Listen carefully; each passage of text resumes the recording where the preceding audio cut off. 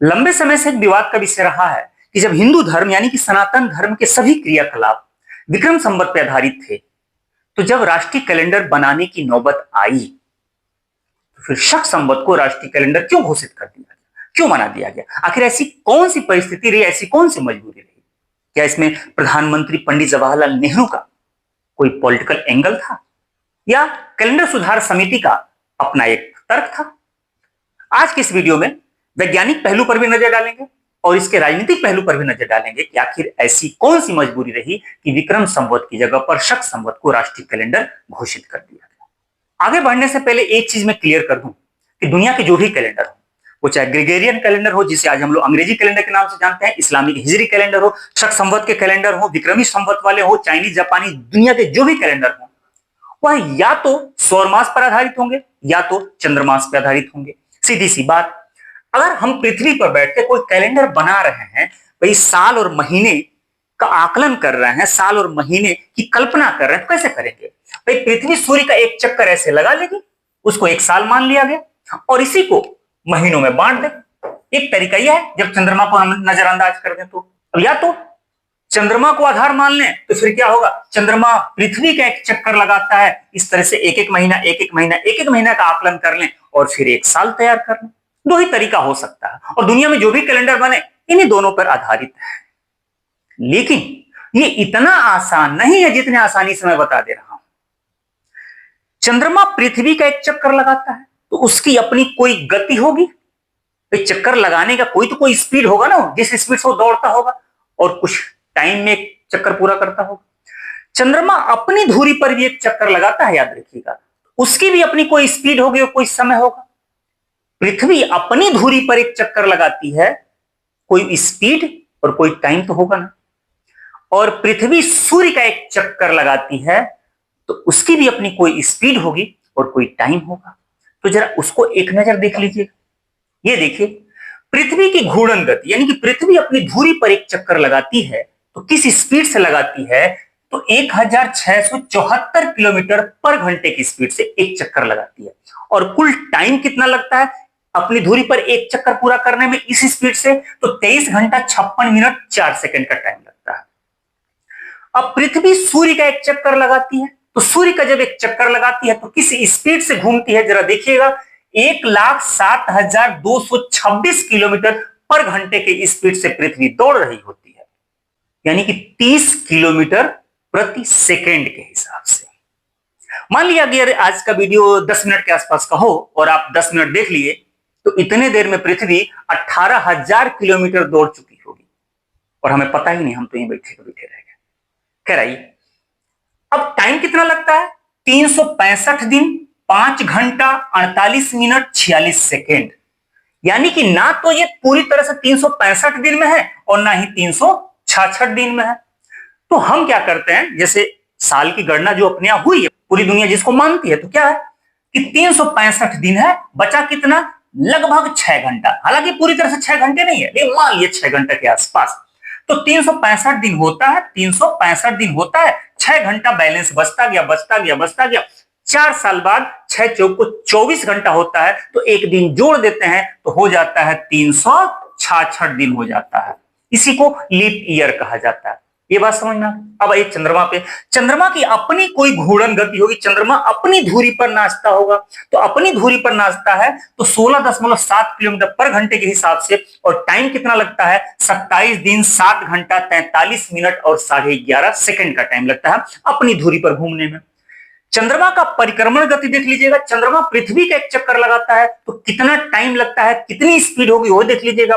चंद्रमा की स्पीड है घूमने की, पृथ्वी के चक्कर लगाने की 3683 किलोमीटर पर घंटे के हिसाब से, और टाइम कितना लगता है, 27 दिन 7 घंटे 43 मिनट 11.5 सेकंड। मतलब ब्रह्मांड का शायद कोई और भी हो सकता है, लेकिन अब तक ज्ञात इकलौता ऐसा पिंड है चंद्रमा की घूर्णन काल भी वही है, परिक्रमण काल भी वही है। अपनी धुरी पर भी घूमने में, चक्कर लगाने में उतना ही टाइम लगता है जितना पृथ्वी का एक चक्कर लगाने में टाइम लगता है। अब आइए जरा इसके पेचीदगी को देखते हैं। ये पूरी तरह से ना तो 365 में है ना 366 में है, ये पूरी तरह से ना तो 27 दिन में है ना ही 28 दिन में है। यूं कह सकते हैं कि 27 दिन, यानी कि 27.25 दिन इसको कह सकते हैं आप, 27.25 दिन में। लेकिन बचपन से सुना गया, गांव देहात से अगर आप लोग जुड़े होंगे तो बचपन में सुनते होंगे कि 14 दिन अजुरिया, 15 दिन अनहरिया, ऐसे बचपन में सुना गया है, यानी 29 दिन के आसपास। तो जी हाँ, ये 29 दिन कहां से आता है वो भी देख लीजिए, 29 दिन कहां से आता है। ये चंद्रमा जब एक चक्कर ऐसे पूरा करता है तो ये कितना दिन का टाइम लगा? 27.3 दिन का टाइम लगा। ठीक इतने दिन में पृथ्वी यहां से खसक करके यहां आ गई होगी, यहां से खसक करके यहां आ गई पृथ्वी, आ गई कि नहीं आ गई? अच्छा, अब ये ऐसे थी, ऐसे भी घूम गई भाई, परिक्रमण गति भी इसकी कुछ है और घूर्णन गति भी होगी। अब ये जो कुछ भी हम आकलन कर रहे हैं वह इंडिया से बैठ करके ना, ये जो भी कैलकुलेट कर रहे हैं, जो भी गणना कर रहे हैं, हम लोग इंडिया की बात कर, इंडिया से कर रहे हैं। और मान लिया इंडिया कहीं यहां है, मान लिया एक बात कह रहे हैं, इंडिया कहीं यहां है। जब चंद्रमा घूम करके एक चक्कर यहां आया तो पृथ्वी ऐसे अपनी धुरी पर तो नाच गई होगी ना, अपने धुरी पर भी नाच गई होगी और यहां से खसक करके यहां भी आ गई होगी, आ गई होगी ना। तो इंडिया के सामने, भारत के सामने फिर दोबारा इसे आने में लगभग 2 दिन का टाइम लग जाता है, लग जाता है भाई। इंडिया के सामने से चक्कर चंद्रमा लगाना शुरू किया तो 27 दिन 7 घंटे के पास जब आया तो ये इंडिया वाला जो पोर्शन था वो यहां हो गया। अब चंद्रमा को फिर यहां आने में लगभग 2 दिन का टाइम लगता है, तो वही कुल मिला के होता है लगभग 29.5 दिन। अब अगर 29.5 दिन को ही आधार मान लें, 29.5 दिन को ही आधार मान लें तो कुल 354 दिन होगा।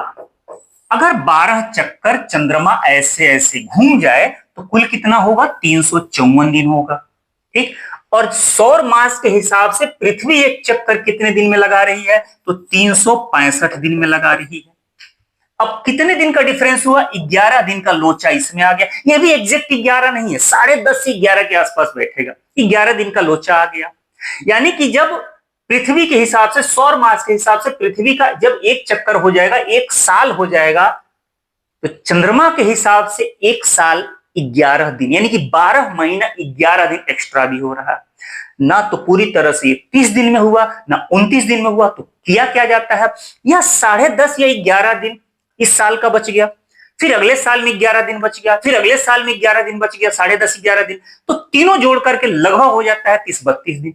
और वो 30-32 दिन एक साथ फिर जोड़ करके बना दिया जाता है 13वां महीना। अब जब 13वां महीना बना दिया जाता है उसी को हम लोग कहते हैं मलमास या अधिमास। ठीक, अब ऐसा क्यों किया जाता है? ऐसा इसलिए किया जाता है कि अगर ऐसा नहीं किए तो ये जो चंद्रमा इस तरीके से 12 चक्कर एक साथ लगा लिया, यानी कि 1 साल पूरा हो गया, तो इसके हिसाब से 1 जनवरी तो फिक्स है ना, 365 के हिसाब से 1 जनवरी ये होगी, और 1 जनवरी फिक्स है कि ठंड के महीने में पड़ेगा, जून फिक्स है कि गर्मी के महीने में पड़ेगा। लेकिन इसके हिसाब से 11 दिन 11 दिन 11 दिन 11 दिन अगर घटता गया तो इस साल का जो 9 वर्ष होगा वो हो सकता है जनवरी में शुरू हो, अगले साल का 9 वर्ष हो सकता है फरवरी में शुरू हो, अगले साल का 9 वर्ष हो सकता है 11, यानी 11 दिन के डिफरेंस होता चला जाएगा। हिजरी कैलेंडर में यही है, उसमें अधिमास और मलमास जोड़ के नहीं बनाया जाता है, वो कंटिन्यू 11 दिन, उसको सौर मास पे ध्यान ही नहीं दिया है इस्लामिक कैलेंडर ने, वो चंद्रमा के हिसाब से चल रहा है, चल रहा है, चल रहा है। अगर आप हिजरी कैलेंडर को जानते होंगे, इस्लामिक कैलेंडर को, तो आप जानते होंगे उन लोगों का जो त्योहार है वो मार्च में भी पड़ता है, अप्रैल में भी पड़ता है, मई में भी पड़ता है, जून में भी, सालों साल रोटेट होता है भाई, 11 दिन 11 दिन 11 दिन 11 दिन खसकता चलता है। इस ग्रेगोरियन कैलेंडर से, यानी कि इससे बैलेंस बनाने के लिए हर 3 साल पर एक मलमास लगा दिया जाता है। इतनी बात तो आपको समझ में आ गई ना कि 11 दिन का ये लोचा कैसे है। अब आते हैं विक्रमी और शक कैलेंडर पर। दोनों कैलेंडर शुरुआत में चंद्रमास पर ही आधारित थे, वो 11 दिन का बैलेंस बचना और फिर उस तरह से जोड़ते चलना। लेकिन आगे चल करके शक कैलेंडर में कुछ सुधार किया गया, जबकि विक्रमी कैलेंडर आज भी वैसे का वैसे चल रहा है। कैसे चल रहा है अब जरा इधर देखिएगा। ये विक्रमी कैलेंडर के हिसाब से, विक्रम संवत के हिसाब से ये महीने हैं चैत वैशाख जेठ आषाढ़ श्रावण भाद्रपद अश्विन कार्तिक मार्गशीर्ष पौष माघ फाल्गुन। विक्रम कैलेंडर बना था 57 BC में, 57 ईसा पूर्व में। अगर आपसे पूछा जाए कि इस साल 2026 में कौन से विक्रमी चल रहे, तो हम क्या करेंगे 2026 में ये 57 जोड़ देंगे और पता चल जाएगा 7 6 13 का 3, 5 2 7 1 8, यानी कि 2083 विक्रमी आज के समय में चल रही है। लेकिन अगर इसके 9 वर्ष की बात करें तो हर साल 11 दिन का डिफरेंस होगा, 11 दिन का डिफरेंस होगा ना। तो जैसे मान लिया अगर 2081 की बात करें, 2081 की, 2082 की और 2083 की, 2081 विक्रमी का 9 वर्ष हुआ था 9 अप्रैल को, 9 अप्रैल को। 2082 का जो 9 वर्ष हुआ था वो हुआ था 30 मार्च को। 2083 का इस साल का जो 9 वर्ष हुआ था वो हुआ था 19 मार्च को। ये देखिए, ये ऐसे डिफरेंस होता चला गया। अब 3 साल जब डिफरेंस होता चला जाएगा, 11 साढ़े 10 दिन जो बैलेंस होता चला गया है, अब उसको जोड़ दिया जाएगा, 1 महीना फिर उसमें ऐड हो जाएगा, यानी कि 13 महीना हो जाएगा, फिर वापस ये चला जाएगा अप्रैल में। तो यानी कि इसका जो 9 वर्ष है वो मार्च में भी पड़ेगा, अप्रैल में भी पड़ेगा, वो मार्च में भी पड़ेगा, अप्रैल में भी पड़ेगा। ये ऐसे बैलेंस होता रहेगा। तो देख लीजिएगा, चैत का महीना मार्च अप्रैल दोनों में पड़ता है, वैशाख अप्रैल मई, ज्येष्ठ मई जून, आषाढ़ जून जुलाई में, श्रावण यानी कि सावन जो महीना सावन का चल रहा है जुलाई अगस्त में पड़ेगा, भाद्रपद इसको भादो कहते हैं आम बोलचाल की भाषा में, अगस्त सितंबर में पड़ेगा, अश्विन, अश्विन इसे बोलचाल की भाषा में कुआर कहते हैं, कुआर कहते हैं लोग, सितंबर अक्टूबर में, कार्तिक, कार्तिक को कार्तिक बोलचाल की भाषा में अक्टूबर नवंबर में, मार्गशीर्ष, मार्गशीर्ष को बोलचाल की भाषा में अगहन लोग कहते हैं, अगहन नवंबर दिसंबर में, फिर पौष को यानी पूष कहा जाता है, माघ और फागुन, ये ऐसे है। लेकिन यही शक संवत की बात करें, ये शुरू हुआ था 78 एडी में, 78 एडी में, यानी कि 78 ईस्वी में। तो अगर पूछा जाए कि आज के डेट में कौन सा शक संवत चल रहा है, तो हम क्या करेंगे कि 2026 में से 78 घटा देंगे। ये 78 ईस्वी से शुरू हुआ है ना, यानी कि सन 1 से लेकर के आते आते 78 ईस्वी से शुरू हो रहा है, 78 माइनस कर देंगे। तो जब 78 माइनस करेंगे तो क्या करेंगे इसमें से, तो ये 8, ये 4, ये 19, ये 1948 शक संवत, 1948 शक संवत आज के डेट में ये चल रहा है। शक संवत यानी शक कैलेंडर को ग्रेगोरियन कैलेंडर के पैरेलल लाने के लिए आने वाले समय में इसमें सुधार किया गया। अब सुधार ये किया गया कि जो महीना हो रहा था एग्जैक्ट जो चंद्रमास था, मैंने बताया था ना कि 27.3 दिन का, लेकिन चूंकि वो पृथ्वी के उसी स्थान पर आने में 2 दिन का एक्स्ट्रा समय लेता है, मिलाकर हो जाता है 29.5 दिन। तो अगर 29.5 दिन को ही मान लिया जाए कि कुल जो 11 दिन हो रहा था वह पूरे साल में थोड़ा थोड़ा करके बांट दिया गया, हर महीने में थोड़ा थोड़ा बांट दिया गया, यानी कि एक्स्ट्रा 11 दिन बचे ही ना, वो लोचा ही खत्म कर दिया जाए, क्या जरूरत है 11 दिन बचाने के लिए, तो सबको बांट दिया गया। शक कैलेंडर में देखिएगा ऐसे होता है, चैत का महीना 30 दिन का होता है, वैशाख 31 दिन, जेठ 31 दिन, आषाढ़ भी 31 दिन, श्रावण 31 दिन का होता है, भाद्रपद यानी कि भादो 31 दिन का होता है, अश्विन यानी कि कुआर 30 दिन का, कार्तिक 30 दिन का, मार्गशीर्ष यानी कि अगहन 30 दिन, पूष 30 दिन, माघ 30 दिन, फागुन 30 दिन का होता है। ठीक, कौन सा महीना किस तारीख को शुरू होगा यह भी फिक्स कर दिया, मार्च 22 मार्च को, इसके हिसाब से 9 वर्ष की शुरुआत होती है। 31 अप्रैल को वैशाख, 22 मई को जेठ, 22 जून को आषाढ़, 23 जुलाई को श्रावण, 23 अगस्त को भाद्रपद, 23 सितंबर को अश्विन यानी कि कुआर, 23 अक्टूबर को कार्तिक, 22 नवंबर को अगहन, 22 दिसंबर को पूष, 21 जनवरी को माघ और 20 फरवरी को फागुन। लेकिन जब लीप ईयर होगा, तो जब लीप ईयर होगा यानी कि फरवरी जब 29 की होगी, तो ये भी क्या हो जाता है, चैत का महीना जो हो जाता है वह 31 का हो जाता है, और फिर 21 मार्च को 9 वर्ष की शुरुआत होती है। शक कैलेंडर पूरी तरह से ग्रेगोरियन कैलेंडर के पैरेलल हो गया, इसमें कोई लोचा नहीं था, इसमें 11 दिन का बैलेंस नहीं बच रहा था, यह आम पब्लिक बहुत आसानी से समझ सकती थी। दुनिया में ग्रेगोरियन कैलेंडर अगर फेमस हुआ तो रीजन यही था कि आम पब्लिक, आम इंसान भी बड़े आसानी से उसे समझ सकता था, उसे याद है कि 1 जनवरी कब पढ़ना है, उसे याद है कि 1 फरवरी कब पढ़ना है। तो शक कैलेंडर बहुत हद तक ग्रेगोरियन कैलेंडर के पैरेलल था। दुनिया में सरवाइव करना था, भारत आजाद हो चुका था, दुनिया से ट्रेड करना था, दुनिया से व्यापार करना था, दुनिया में सरवाइव करना था, तो हमें भी अपना एक कैलेंडर चाहिए था। तो ऐसा कैलेंडर जो अटपटा ना हो। जिस तरह से ग्रेगोरियन कैलेंडर लोगों के जुबान पर चढ़ा, तो हमारा भी अपना एक कैलेंडर होना चाहिए जो लोगों के जुबान पर चढ़ जाए। तो इसीलिए 1952 ईस्वी में वैज्ञानिक एवं औद्योगिक अनुसंधान परिषद के द्वारा एक कैलेंडर सुधार समिति का गठन किया गया और उसके अध्यक्ष बनते हैं डॉक्टर मेघनाद साहा। दरअसल उस वक्त जब इस समिति का गठन हो रहा था तो उस वक्त लगभग 30 से ज्यादा पंचांग हिंदुस्तान में प्रचलित थे, अलग अलग मान्यताओं के आधार। कभी आप कमेंट करके बताइएगा, कभी मैं पंचांग के बारे में हिंदुस्तान में कितने पंचांग अलग अलग टाइम के प्रचलित थे और सब चल रहे थे अलग अलग क्षेत्रों में। अब उसमें से किसी एक को चुनना था, तो इनके सामने एक परेशानी तो थी। ये मेघनाथ साहा थे, ये खगोल वैज्ञानिक थे, इन्होंने बाकायदा तर्क वितर्क किया, रिसर्च किया, जो कुछ भी किया। लेकिन इनकी समिति ने एक रिपोर्ट प्रस्तुत की और रिपोर्ट में इन्होंने बताया कि शक संवत को ही राष्ट्रीय कैलेंडर घोषित कर दिया जाए। खैर, इनकी सिफारिश के आधार पर 22 मार्च 1957 को शक कैलेंडर भारत का आधिकारिक रूप से राष्ट्रीय कैलेंडर बन गया। और कब?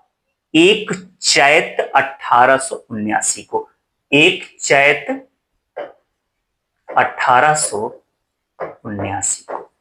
और इस दिन से शक संवत भारत का राष्ट्रीय कैलेंडर बन गया। इसके पीछे कोई पॉलिटिकल एंगल नहीं था। आपको पूरी बात मैंने बताई कि दोनों में क्या डिफरेंस है। हालांकि ये राष्ट्रीय कैलेंडर बना है, इसकी जरूरत कहां पड़ती है? जब कोई गजट पास करना हो, आधिकारिक कोई घोषणा होना हो, जब कोई गवर्नमेंट का ऑर्डर जारी होता हो, तो उस पर लिखा गया होता है। हालांकि इसकी महत्ता कितनी रह गई आप बहुत बेहतर जानते होंगे। ग्रेगोरियन कैलेंडर ने लोगों के दिमाग इस तरह कब्जा कर लिया है कि इसकी जरूरत सिर्फ कागजों तक ही है। हालांकि धार्मिक रूप से कहीं ये कोई छेड़छाड़ नहीं किया गया है। आज भी हिंदू धर्म, सनातन धर्म के जो भी क्रियाकलाप हैं, आज भी विक्रमी संवत पे आधारित हैं और होते हैं। आपको याद है ना, दशहरा, होली, दिवाली जो भी है वो विक्रमी संवत के हिसाब से, जैसे मान लिया अक्टूबर के महीने में कभी 5 को भी पड़ेगा, कभी 15 को भी पड़ेगा, कभी 25 को भी पड़ेगा, फिर वापस घूम कर कभी 5 को, ऐसे रोटेट करता रहता है। वो विक्रमी संवत पर ही आधारित है। तो इसकी महत्ता कितनी है आप बहुत बेहतर जानते होंगे। तो कुल मिला के कोई पॉलिटिकल एंगल इधर। हाँ, हालांकि एक और बात है, पूर्वी उत्तर प्रदेश और बिहार के लोग बहुत अच्छे से जानते होंगे 14 जनवरी को खिचड़ी बनाया जाता है। खिचड़ी तो 14 जनवरी फिक्स है ना, तो फिक्स है तो किस पे डिपेंड है? वो शक कैलेंडर के आधार, वो शक संवत पे आधारित है, वो विक्रमी संवत पर आधारित नहीं। अगर विक्रमी संवत पर आधारित होता तो 11 दिन वो इधर उधर होता। खैर, उम्मीद करता हूं कि आपको पूरी बात समझ में आ गई। ये जो विवाद की स्थिति है ये बेवजह है, ऐसी कोई बात, इसमें कोई पॉलिटिकल एंगल नहीं था। खैर, वीडियो कैसा लगा ये कमेंट करके जरूर बताइएगा। मिलते हैं समझदार टॉपिक के साथ, तब तक आप अपना ख्याल रखिए।